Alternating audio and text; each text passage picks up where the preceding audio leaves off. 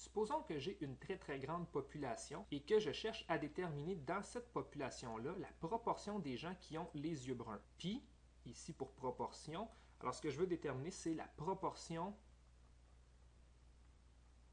des gens ayant les yeux bruns.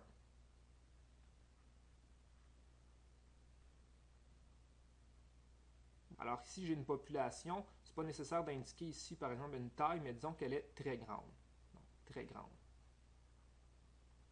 On pourrait, dans le fond, juste ici, se satisfaire d'une estimation plutôt que d'avoir la réponse exacte.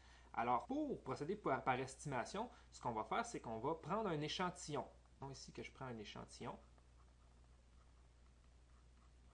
d'une certaine taille, et disons que pour mon problème, la taille de l'échantillon est de 100. Donc, je choisis 100 personnes parmi une très grande population et je vais calculer la proportion des gens qui ont les yeux bruns dans mon échantillon. Alors, ici, je vais l'indiquer par la lettre petit p pour proportion dans l'échantillon, et disons qu'il y a 0,16 comme proportion, ou encore 16%. Maintenant, si je veux procéder par estimation, il y a deux façons de procéder. Donc, il y a ce qu'on appelle premièrement une estimation ponctuelle.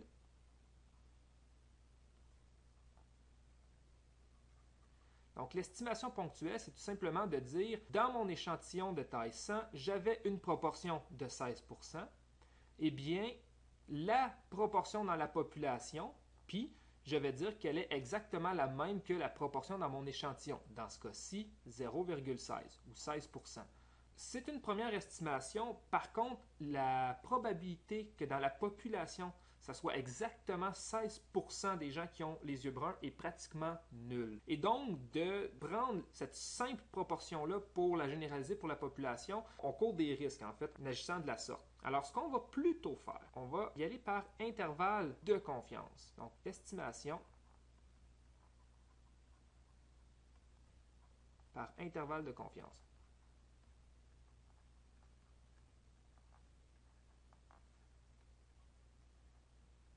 Donc, au lieu de prendre simplement la proportion obtenue ici et dire que dans la population, c'est la même chose, on va plutôt se donner deux bornes entre lesquelles on croit que la vraie proportion, qui est ici, se situe. Donc, au lieu de dire qu'il y a 16% des gens dans la population qui ont les yeux bruns, on pourrait dire qu'il y a plutôt entre, disons, 12 et 20% des gens de la population qui ont les yeux bruns.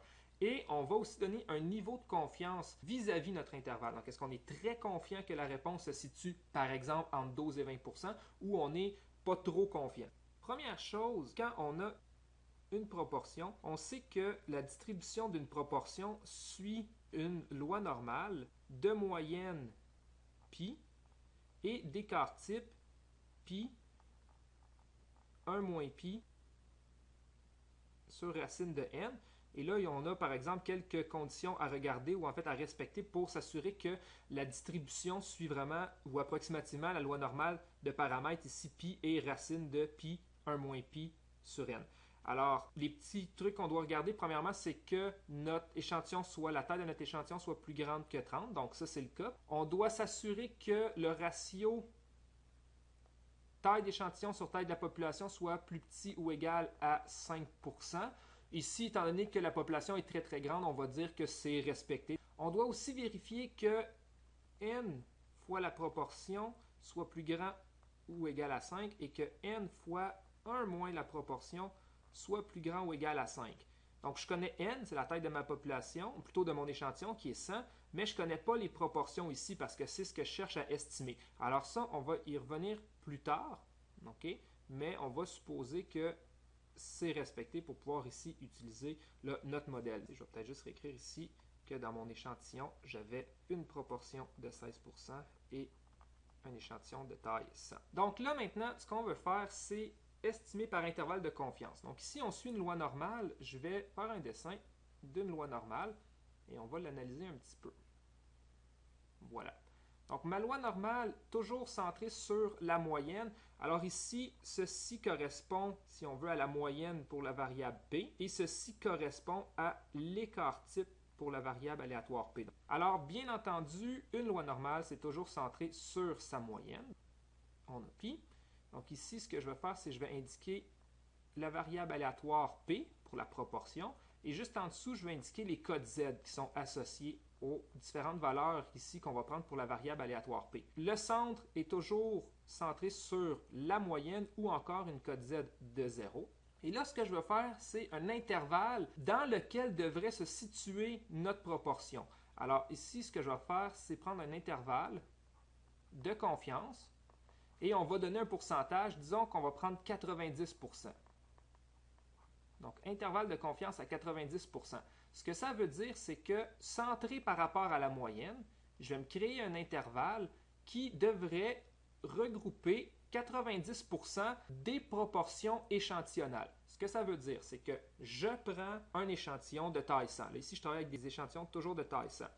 À chaque fois que je prends un échantillon de taille 100, je regarde la proportion des gens qui ont les yeux bruns. À 90% des fois, je devrais me retrouver ici ou ici. Donc, entre les deux grandes barres jaunes qui sont là. Donc, si entre les deux barres jaunes, je couvre 90% des échantillons et que c'est centré par rapport à la moyenne, ça veut dire que j'ai 45% des échantillons ici et 45% des échantillons ici, c'est-à-dire 45% entre le centre et la barre jaune inférieure et 45% entre le centre et la barre jaune supérieure. Pourquoi 45? En fait, c'est tout simplement 90% divisé en deux. Si je vais chercher 45% dans ma table de loi normale, on arrive à quelque part ici, entre ces deux nombres-là. Donc, une code Z qui est entre 1,64 et 1,65. En fait, la valeur avec une décimale supplémentaire est de 1,645. Et comme c'est symétrique ici, on va y aller la même chose, mais négatif. Maintenant, qu'est-ce que ça veut dire une code Z de 1,645? Ça veut dire dans le fond que je suis à 1,645 écart type plus grand que la moyenne. Donc, qu'est-ce que ça veut dire? C'est que ici, je me situe à la moyenne plus 1,645 et fois l'écart type, donc fois la racine, je vais manquer de place, fois la racine de pi 1 moins pi sur n. Même chose ici, si je recule de moins 1,645 écart type, parce que c'est ce que me dit ma code Z, ça veut dire que ici, dans le fond, je suis à la moyenne, moins 1,645, et l'écart type qui est pi 1 moins pi sur n en racine. Et donc, si on résume, ça veut dire que quand je prends un échantillon, il y a 90% des chances que la proportion des gens qui ont les yeux bruns dans cet échantillon-là se situe entre la proportion de la population moins cette code Z-là fois l'écart type qui est ici, et la proportion dans la population plus la code Z qui est ici fois l'écart type qui est ici. Donc, dans le fond, c'est mes deux bornes, c'est les deux valeurs. Tantôt, j'ai parlé de, par exemple, 0,12 et 0,20, donc il y avait, dans le fond, que la vraie valeur serait entre 12% et 20% des gens dans l'ensemble de la population. Alors, ça serait les deux bornes que je pourrais calculer. Là, bien entendu, le 12% et le 20%, ici, là, je les ai donnés de façon arbitraire. On va vraiment les calculer. Donc, si je reprends mon exemple, ici, j'ai une proportion de 16%. Ce que je sais, c'est qu'à 90% des chances que, dans le fond, la distance ici, là, entre la vraie valeur de la population puis celui dans mon échantillon, disons que moi, mon P, là, la valeur est ici, alors il y a 90% des chances que la différence entre les deux valeurs soit à l'intérieur de mes deux bornes que j'ai. Ce que ça veut dire, c'est que la vraie valeur de la proportion, moins ce que j'ai obtenu dans mon échantillon, ça doit se retrouver à plus ou moins 1,645 écart type. Donc, si je fais la différence, je suis certain que la distance, à 90%, bien sûr, c'est mon intervalle de confiance, va être entre 1,645 écart type et moins 1,645 écart type. Donc, 1,645 écart type.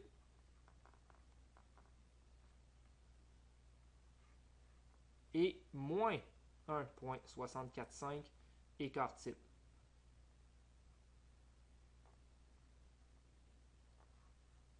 Maintenant, comme ce que je cherche ici là, à estimer, c'est la proportion dans la population, ce que je vais faire, c'est que je vais l'isoler en ajoutant plus P ici. Donc, pi moins P plus P, il va me rester seulement pi. Mais ce que je fais ici, je dois le faire partout dans mon inégalité. Ce qu'on obtient, c'est la chose suivante. Donc, P moins 1,645 l'écart type la proportion et P plus 1,645 écart type.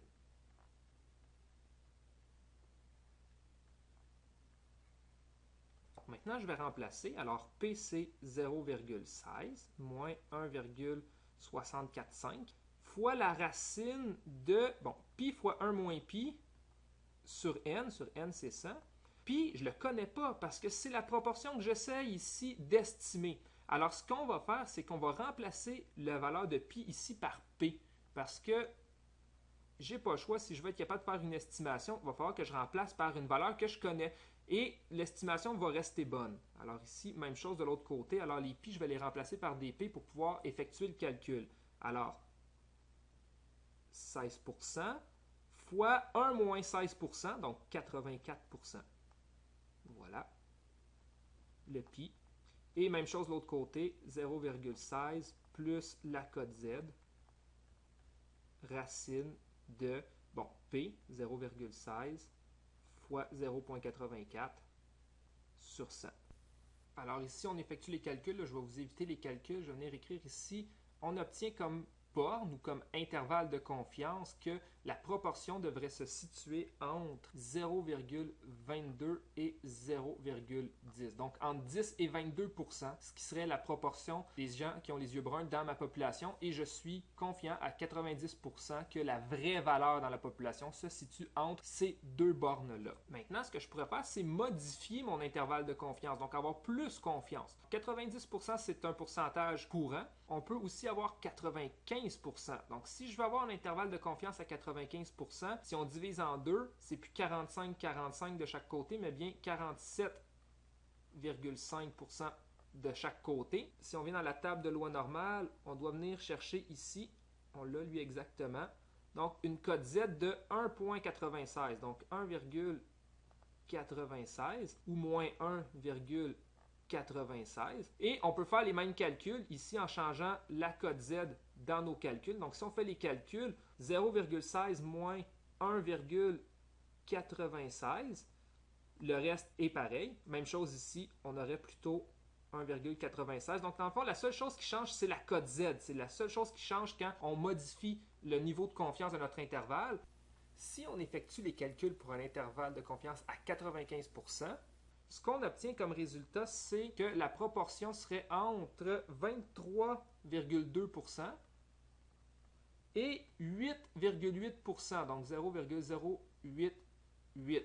Donc, j'ai plus confiance en ma réponse, maintenant à 95%. Ici, j'avais entre 10 et 22, là, c'est entre 8,8 et 23,2%. Donc là, maintenant, mon intervalle est plus large. Donc, j'ai moins bien cerné la proportion que j'essaie d'estimer, mais j'ai un peu plus confiance. Donc, dans le fond, si on essaie un petit peu de résumer comment on fait pour cerner notre proportion, eh bien, on commence ici avec la proportion. On va soustraire la cote Z qui va dépendre de notre niveau de confiance. L'écart type est donné par donc, P fois 1 moins P sur N. Et on prend la racine. Et ceci nous donne notre borne inférieure. Notre proportion que l'on cherche à estimer et la borne supérieure, dans le fond, c'est la même chose, mais avec un plus. Donc, la proportion obtenue dans l'échantillon, plus la cote Z et maintenant pour l'écart type, P fois 1 moins P sur N en racine. Tantôt, je vous disais qu'on avait 4 conditions à vérifier pour être sûr qu'on puisse utiliser cette approximation-là de la loi normale. En fait, on avait déjà vérifié que notre taille d'échantillon était bonne, que le ratio taille d'échantillon sur population était correct. Les deux autres conditions qu'on doit vérifier, c'est les suivantes, c'est-à-dire que n fois pi doit être plus grand ou égal à 5. On procède de la même chose, on va plutôt prendre p. Donc, n fois p, est-ce que c'est plus grand ou égal à 5? Dans notre cas, 100 fois 0,16, ça donne 16. Donc, parfait, c'est plus grand que 5. Et même chose pour n fois 1 moins pi. Au lieu de prendre pi, on va plutôt prendre p. Et est-ce que ceci est plus grand ou égal à 5? Donc, 100 fois 0,84 dans notre exemple, ce qui donne 84. Donc, bien entendu, c'est plus grand ou égal à 5. Alors, nos deux autres conditions sont respectées. Alors, notre approximation ici était correcte.